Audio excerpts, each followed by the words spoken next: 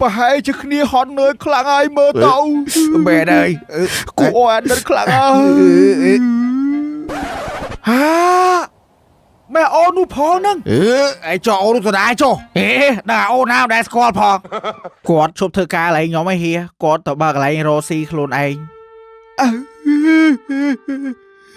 ហើយជប់គាត់ឈប់ពីកន្លែងហ្នឹងគាត់រ៉ូស៊ីអីវិញទៅអាអូនគាត់ទៅបើកការ៉ាលាងឡានពូកុំសតដល់អូនអើយទៅធ្វើការសុកគ្នាចេញទៅរ៉ូស៊ីដឹងវេទនាមិនទៅ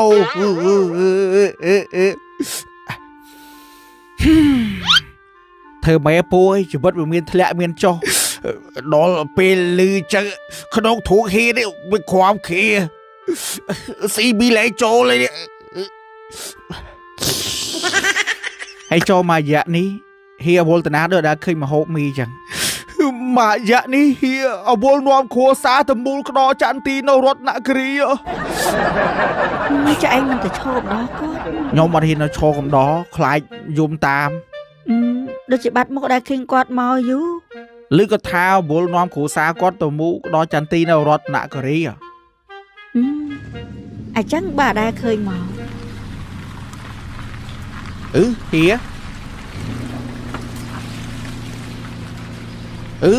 ហៀទៅបាត់អត់ទាន់គិតលុយផងអូគាត់ទៅគេលងមេនិយាយថាហៀមិញមានឲ្យលុយធីបហែងដែរ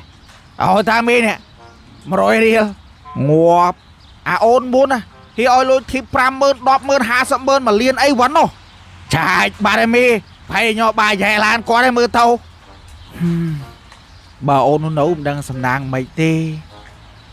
អេគិតទៅសួរសុកទុកវាផ្លែតមើលໄວ